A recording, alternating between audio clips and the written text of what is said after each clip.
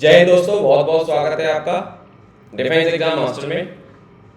और आज मैं यहाँ पे आपसे बात करने वाला हूँ UPSC CAPF assistant commandant exam के बारे में। सीएपीएफ असिस्टेंट कमांडेंट एग्जाम का नोटिफिकेशन आ चुका है, जैसा कि आप देख पा रहे हैं। यूपीएससी ने इसका नोटिफिकेशन रिलीज कर दिया है, उसके बारे में हम लोग आज बात करने वाले हैं। जय हिंद टू एवरीवन। 26 तारीख को नोटिफिकेशन आया है as you can see here, और लास्ट डेट जो है फॉर्म को सबमिट करने की वो आपकी 16 मई है। यहाँ पे आपको दिख रहा होगा 16 मई तक आप UPSC CAPF assistant commandant exam का फॉर्म फिल कर सकते हो। एग्जाम डेट मैं आप पहले ही बता दे रहा हूँ, 6 अगस्त 2023 को आपका एग्जाम होगा भाई लोग। इसकी तैयारी आप करना चालू कर दें। तो एलिजिबिलिटी फॉर द एग्जाम क्या है, डेट कब है, किस तरीके से फॉर्म अप्लाई करना है, बाकी सारी चीज़ों के बारे में हम यहाँ पे बात करें। अप्लाई आपको कैसे करना है अगर मैं आपको बताऊँ तो upsconline.nic.in इस वेबसाइट पे जाके मैं यहाँ पे हाईलाइट करना चाहूँगा इसको। upsconline.nic.in इस पे आप जाके अप्लाई कर सकते हैं।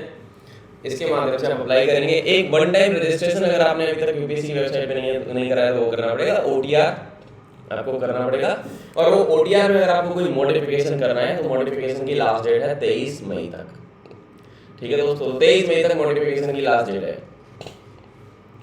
अब हम आते हैं आगे की चीजों पे कि किस तरीके से क्या क्या चीजों का ध्यान रखना है। तो there will be a negative marking for in exam में नेगेटिव मार्किंग होगी। ऑब्जेक्टिव टाइप क्वेश्चन होता है तो नेगेटिव मार्किंग होगी ही होगी।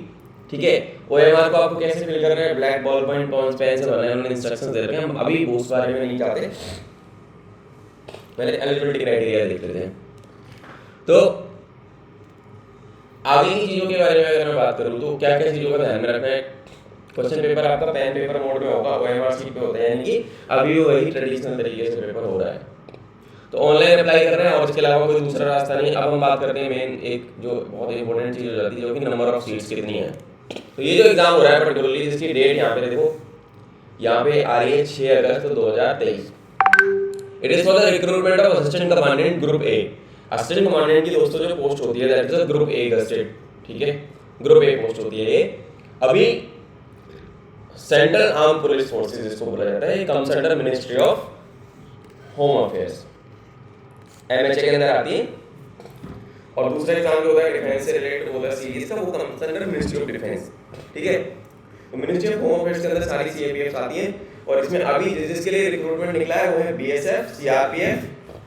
BSF यानी बॉर्डर सिक्योरिटी फोर्स, CRPF यानी central reserve police force, CISF central industrial security force, ITBP Indo Tibetan border police and सशस्त्र सीमा बल। BSF में लगभग 86 सीट्स है, CRPF में 55 सीट्स है, CISF में 91 सीट्स है और ITBP में 60 है, और SSB में दोस्तों आपकी लगभग कितनी है, 30 सीटें हैं। तो टोटल मिला के आपकी 322 सीटें हैं भाई लोग। 322 सीटें बच्चों, 322 सीटें बहुत बड़ा अमाउंट हो जाता है in terms of UPSC recruitment, particularly single exam के लिए जहाँ पे केवल एक ही पोस्ट है असिस्टेंट कमांडेंट। तो it is very very huge, it is an opportunity. जो बच्चे डिफेंस एग्जाम्स की तैयारी में ऑलरेडी लगे हुए थे, जो बच्चा CDS की तैयारी कर रहा है, FET की तैयारी कर रहा है, वो CAPF का भी फॉर्म फिल कर दे तो उसके लिए बहुत फायदा होगा, क्योंकि सेम सिलेबस लगभग रहता है। पेपर 2 का डिफरेंस है केवल, उसके बारे में अभी बात करूंगा। तो वो सारे बच्चों को अप्लाई करना चाहिए। अब अपन आते हैं कि एग्जाम सेंटर्स कहाँ, जितने भी मेजर सिटीज हैं दोस्तों देश के, उन सब में आपके एग्जाम सेंटर्स आपके हैं। जितने भी मेजर सिटीज हैं उन सब में आपके एग्जाम सेंटर्स यहाँ पे हैं, अगरतला से लेके विशाखापट्टनम तक। तो ये आपको ध्यान देना है। और एक first come first serve basis पे जितने जल्दी आप फॉर्म भरोगे और सेंटर सेलेक्ट कर लोगे आपको मिल जाएगा, नहीं तो फिर आपको दूसरा तीसरा चौथा सेंटर से काम चलाना पड़ेगा। तो इस सब के बारे में ध्यान रखना है। अब मैं आता हूँ थोड़ा सा एलिजिबिलिटी क्राइटेरिया पे बच्चों। नेशनलिटी आपकी इंडियन होनी चाहिए, नेशनलिटी की बात हो गई। आपकी नेशनलिटी इंडियन होनी चाहिए, इंडियन नागरिक होना चाहिए आप। दूसरा आता है आपका gender, that is male and female both are eligible to apply for the post of assistant commandant. Age limit आपकी जो है यहाँ बहुत ज्यादा ध्यान से सुनना, 20 साल से 25 साल तक के जितने भी कैंडिडेट्स हैं, जो भी एस्पिरेंट्स हैं वो दे सकते हैं। यानी कि 1 अगस्त 2023 को आपकी एज कितनी होनी चाहिए, 20 से 25 के बीच में होनी चाहिए। यानी कि वो बच्चा जो 2 अगस्त 1998 से पहले का है वो अप्लाई नहीं कर पाएगा। यानी 2 अगस्त 1998 से लेके 1 अगस्त 2003, अगर आपका डेट ऑफ बर्थ इस क्राइटेरिया में फॉल कर रहा है, इस टाइम फ्रेम में फॉल कर रहा है, तो आप एलिजिबल हो अप्लाई करने के लिए। इसके पहले के हो तो नहीं कर पाओगे, इसके बाद के हो तो भी नहीं कर पाओगे, ठीक है। तो इसके बाद के हो यानी कि इसके अंदर फॉल होना चाहिए, ठीक है। इस तरीके से आपको देखना है, यानी 20 से 25 साल से ऊपर अगर आप हो चुके हो, यानी कि 98 के पहले ही हो, तो आप नहीं कर पाओगे फिर। तो इसमें पर कुछ एज रिलैक्सेशन दिया गया है कैटेगरी वाइज, जिसके बारे में मैं आपको बता देता हूँ। 5 साल का एज रिलैक्सेशन दोस्तों दिया गया है SC एंड ST कैटेगरी को, 3 साल का रिलैक्सेशन दिया गया है OBC को, और 5 साल का रिलैक्सेशन दिया गया है सिविल सेंट्रल गवर्नमेंट सर्वेंट्स को, सेंट्रल गवर्नमेंट के सर्वेंट्स को, ठीक है। तो हाउएवर टोटल गवर्नमेंट सर्विस जो होगी वो 5 साल की काउंट करी जाएगी, तो 5 साल का रिजर्वेशन इनको एज रिलैक्सेशन यहाँ पे दिया गया है। तो ये हो गया आपका एलिजिबिलिटी कंडीशन की बात। इसके अलावा आपको ग्रेजुएट होना भी जरूरी है। आप किसी एजुकेशनल क्वालिफिकेशन के बारे में अगर मैं मुझे, तो आप एटलीस्ट ग्रेजुएट होने चाहिए, आपकी डिग्री होनी चाहिए ग्रेजुएशन की, कहीं से भी हो कोई बात, वो फर्क नहीं पड़ता, पर approve government gazetted degree, approve degree होनी चाहिए आपकी ग्रेजुएशन की। आगे की बातों में दोस्तों बात करते हैं कि और क्या है फीमेल कैंडिडेट्स। थोड़ा सा मैं फीस के बारे में बताता हूँ कि all female candidate and candidate belonging to SC and ST category, जो उनको कोई फीस नहीं पे करनी। अदरवाइज जितने भी कैंडिडेट है OBC जनरल वाले, उनको 200 रुपये की जो एग्जाम फीस है बच्चों वो लगने वाली है, ठीक है। 200 रुपये की जो है एग्जाम फीस लगने वाली है। तो इसकी जो एग्जाम की जो फीस है वो 200 रुपीज़ है, ठीक है। फॉर्म फिल करने की जो फीस है वो 200 रुपये है। फीमेल कैंडिडेट्स और SC ST के लिए यहाँ पे एग्जामिनेशन की फीस, यहाँ पे जैसे कि फी यहाँ पे दे रखा है, तो 200 रुपये यहाँ पे फीस आपकी है, 200 रुपये, जो कि आप online net banking debit card उससे पे कर सकते हो फॉर्म फिल करोगे। Last date of form fees 16 मई है फीस भरने की। अब आगे आते हैं यार, इस पे और भी बहुत सारी चीज़ों का ध्यान देना है कि आपके यहाँ पर कोई केस वगैरह नहीं चाहिए, आप एकदम क्लीन चिट होनी चाहिए। लास्ट डेट फॉर सबमिशन 16 मई है, जैसे कि मैंने बताया, ठीक है। एप्लीकेशन के फील्ड खोलने में 6 बजे तक आप अप्लाई कर सकते हो। अब आते हैं आगे की चीज़ों के पास कि और क्या क्या बातों का ध्यान में रखना है भाई। सिलेक्शन प्रोसीजर के बारे में अपन बात कर लेते हैं। सबसे बड़ी बात मेन मुद्दा तो सिलेक्शन प्रोसीजर का है यार। तो सिलेक्शन प्रोसीजर के बारे में अगर मैं बात करूँ तो रिटन एग्जाम है, जो कि 6 अगस्त की है। उसकी डेट कितनी तारीख है? 6 अगस्त को आपका एग्जाम होगा, यानी कि अभी लगभग आपके पास 3 महीना है, मोटा मोटा 3 महीना आपके पास है तैयारी करने के लिए। 2 पेपर है, पेपर 1 आपका 10 से 12 होगा, फिर आपका 2 घंटे का गैप है, फिर 2 से 5 आपका पेपर 2 होगा, जो कि डिस्क्रिप्टिव रहता है। पेपर 1 में आपका दोस्तों आएगा जनरल एबिलिटी एंड इंटेलिजेंस, जो 250 मार्क्स का होता है। इसमें ऑब्जेक्टिव क्वेश्चंस होंगे, मल्टीपल चॉइस टाइप, है ना, और इंग्लिश हिंदी दोनों में सेट होगा।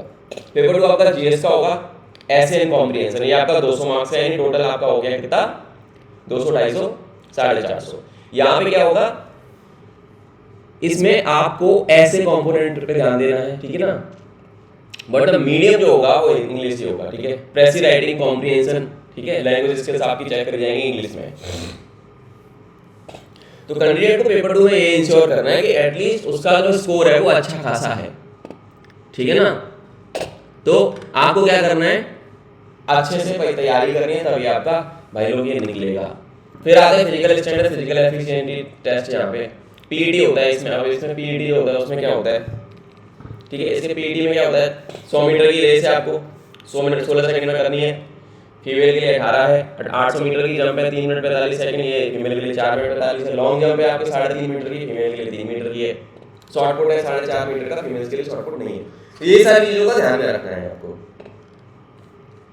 ठीक है।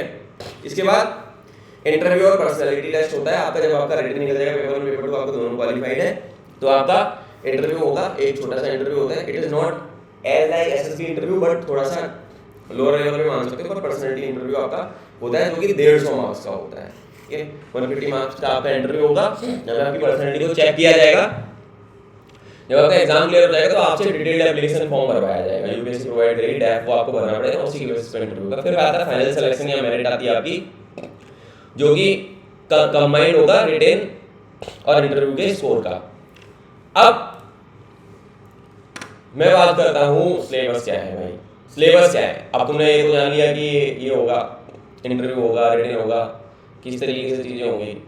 पेपर में बेटा जनरल एबिलिटी और इंटेलिजेंस अगर आपकी आ रही है तो यहाँ पे जनरल एंड मेंटल एबिलिटी, इसमें आपकी लॉजिकल रीजनिंग हो गई, क्वांट हो गया यानी मैथमेटिक्स हो गया, डेटा इंटरप्रिटेशन के क्वेश्चंस हो गए, फिर आपकी जनरल साइंस हो गई पूरी, जितना भी बेसिक जनरल अवेयरनेस होता है वो, साइंटिफिक टेम्पर आपका, comprehension and application scientific phenomena check करने के लिए जो IT related information, biotechnology one, basic Lucent based जो चीजें हैं वो आपको करनी पड़ेगी। फिर आपके करंट अफेयर्स हो गए। तो जो बच्चा अभी यहाँ तक ये समझते लोड में आ गया उसको टेंशन वाली बात नहीं, क्योंकि मेरा बैच ऑलरेडी चल रहा है। इस बैच में आप तैयारी कर सकते हो।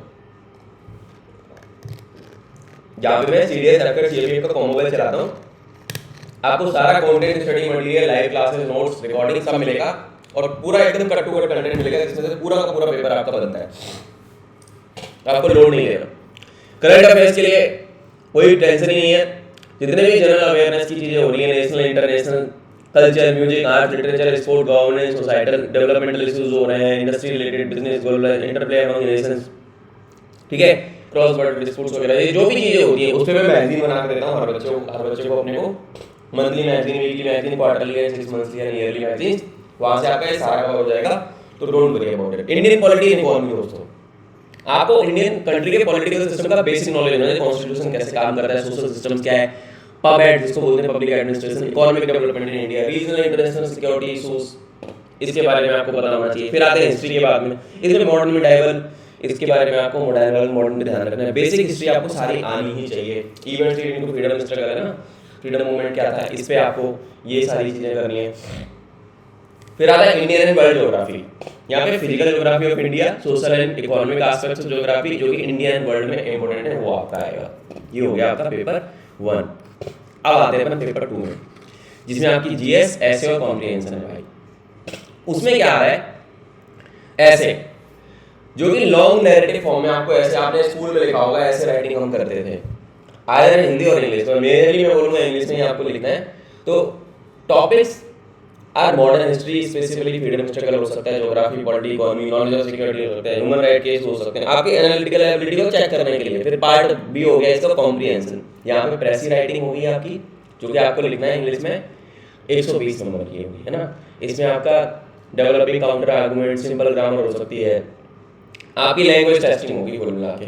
तो ये सारी चीजें हैं बच्चों जिसके बारे में आपको ध्यान रखना है। और इसमें नेगेटिव मार्किंग है तो आपको उसका भी ध्यान रखना पड़ेगा।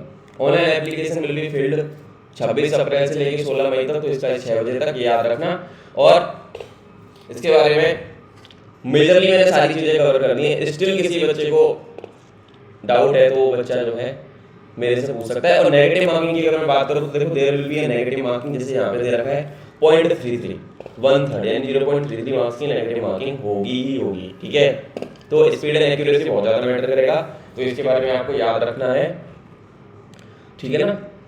तो there are 4 alternatives to each and application, for each wrong answer 0.33 marks, जो भी टोटल मार्क्स है उसके काट दिए जाएंगे क्वेश्चन के जितने भी नंबर है। तो ये आपको OMR मिलेगी, OMR से आपको फिल करना है। तो मेजरली मैंने सारी चीज़ें यहाँ पे बता दी। इस तरीके को OMR का फॉर्मेट यहाँ पे दे रखा है भाई, इस तरीके से OMR आपको फिल करनी है। जैसे मान लो किस तरीके से भरना है, अंदर से बाहर से अंदर की तरफ भरा जाता है हमेशा। जब आप फिल करते हो ना तो बाहर से अंदर की तरफ आप फिल करोगे तो आपका जल्दी भरेगा, टाइम बचना, टाइम सेविंग टेक्निक से। इस तरीके का कुछ रहता है। OMR का इन्होंने एक फॉर्मेट दे दिया है बेसिक, जो कि आप यहाँ से देख सकते हो, ठीक है ना। और भी यहाँ पे बहुत सारी चीज़ें देखिए, मेडिकल स्टैंडर्ड देखें, जनरल टेट वगैरह आपके नहीं होना चाहिए। इस तरीके की चीज़ों को ध्यान रखना है। यहाँ पे इन्होंने हाइट के हिसाब से वेट रेंज दे रखा है, हाइट के हिसाब से वेट कितना होना चाहिए फीमेल से मेल्स का, दोनों का। तो बच्चों ये सारी कुछ चीज़ें थी। मैं यहाँ पे बोलना चाहूँगा all the very best to the exam aspirants जो कि ये CAPF देने वाले हैं, ठीक है। उन सब बच्चों को मेरी तरफ से भाई ऑल द बेस्ट। और इसके अलावा तुम लोगों के लिए खुशखबरी ये है कि CDS एफकेट CAPF का कॉम्बो बैच जो है ना मेरा, ये आ चुका है ऑलरेडी। क्लासेज आर स्टार्टेड और यहाँ पे मैं बच्चों को पढ़ा रहा हूँ। तो ये जो CDS CAPF एफकेट, ठीक है, इसकी क्लासेज मैंने भाई बच्चों चालू कर दिए। तो इसके साथ अभी फ्री SSB और इंटरव्यू गाइडेंस बैच है। इस नंबर पे 8447382466, इस नंबर पे अगर आप कॉल करते हो तो आपको ये जो नंबर है, इस नंबर पे आप व्हाट्सएप कर देना, तो यहाँ से आपको मिल जाएगा। मैं केवल 40 बच्चों का ही मेजरली बैच बनाता हूँ, 40 से ज़्यादा बच्चे लूँगा नहीं। क्योंकि उन पे मुझे पर्सनली फिर ज़्यादा ध्यान देना पड़ता है। ठीक है, तो ये आपकी नज़र में रहना चाहिए। 2 घंटे डेली क्लास होती है, एक्सपर्ट फैकल्टीज़ हैं जिन्होंने खुद एग्ज़ाम क्वालिफाई करे हुए हैं। मैंने खुद सीरियस 5 बार एफ क्वालिफाई किया हुआ है, हिसाब से ज़्यादा एक्सपीरियंस मुझे टीचिंग का। 24/7 मेंटर और कॉल में देता हूँ और कम्युनिटी सपोर्ट मिलती है आपको, लाइव क्लासेस, रिकॉर्डेड नोट्स, ठीक है, क्लास की रिकॉर्डिंग, ये सारी चीज़ें आपको मिलेंगी। Individual study plan as per the paper level, daily doubt class होती है। तो ये सारी चीज़ों का ध्यान में रखना है। आप रजिस्टर कर सकते हो इस वाले नंबर पे व्हाट्सएप करके या कॉल करके।